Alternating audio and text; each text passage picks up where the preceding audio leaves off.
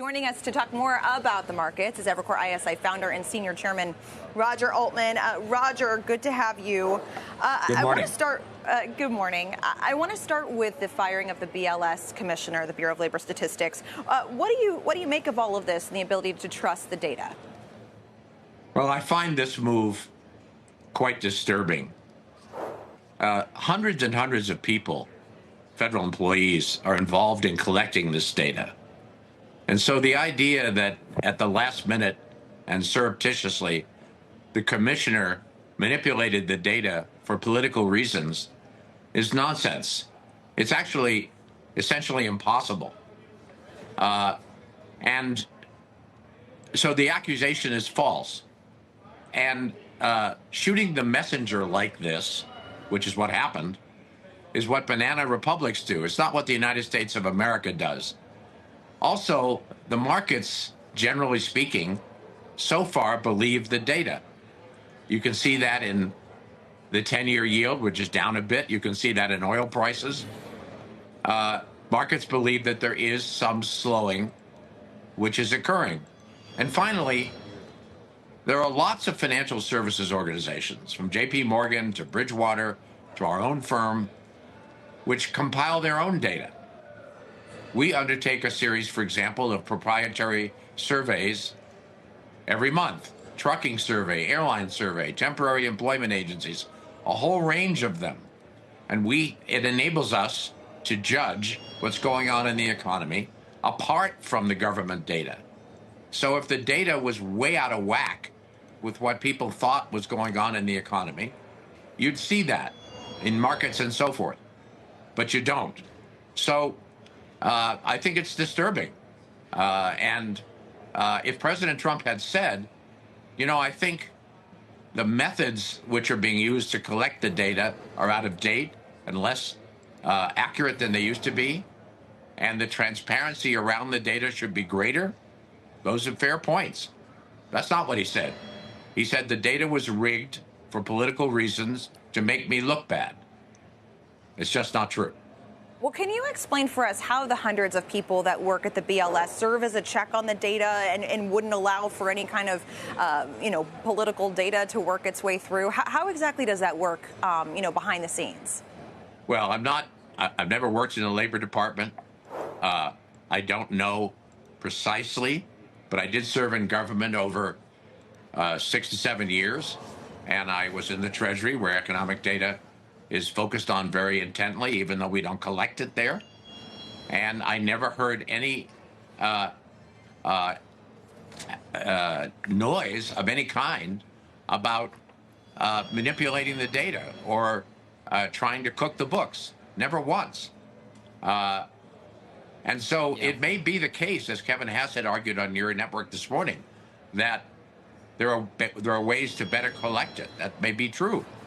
And there may be ways of making the process more transparent, yes. But to say that the data was rigged for political reasons is just not accurate. Roger, David, are you going to have questions then about the future data that comes out of BLS with a Trump appointee, so to speak, or somebody that certainly is the president approves of taking the role there? Not to mention, I think they're also talking about replacing a number of other staff members as well. Well, David, we'll have to wait and see. One hopes not. And we'll see who's appointed and whether there are changes going forward in the reliability of the data. I hope not.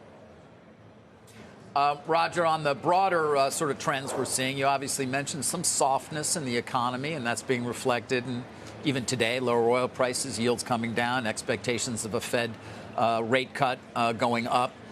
But something else that seems to be going up is mergers and acquisitions. It pays a lot of the bills over there at Evercore. What are you hearing in the boardroom? Are we sort of at the beginning of a kind of a new wave of M&A based on what you're seeing? Well, M&A conditions are improving. I'm not sure about a new wave, but they're improving. And most measures of volume for 2025 so far are up versus 2024. We're not back to the heyday of 2021, but conditions are improving. We'll see if that continues. It has a lot to do with business confidence. It has a lot to do with the direction of financial markets. And of course, the sense of whether the economy itself is solid and on a good footing. But at the moment, conditions are improving. Roger, by the way, I'd like to come back. I'd like to come back to this question of economic slowdown.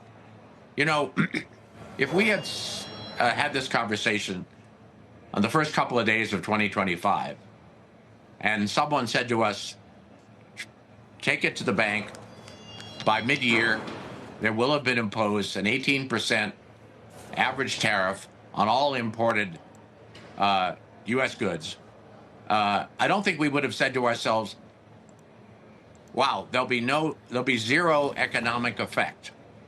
No, we would have said to ourselves, that's going to have a negative effect. And you add to that all the noise around firing Chairman Powell. You add to that this move on Friday about the economic data, and it just represents uncertainty. And uncertainty typically causes consumers and businesses to hesitate. So at the beginning of the year, the consensus forecast for 2025 was generally in the 2 to 2.5% range. We ended up growing for the first half a little over 1%, well below that consensus. And the consensus for the full year has come down to about that 1 to 1.5% level. So it's just the case that observers think the economy is slowing down. Roger, thank you so much. Roger Altman, covered a lot of ground with you today. Appreciate your time, sir.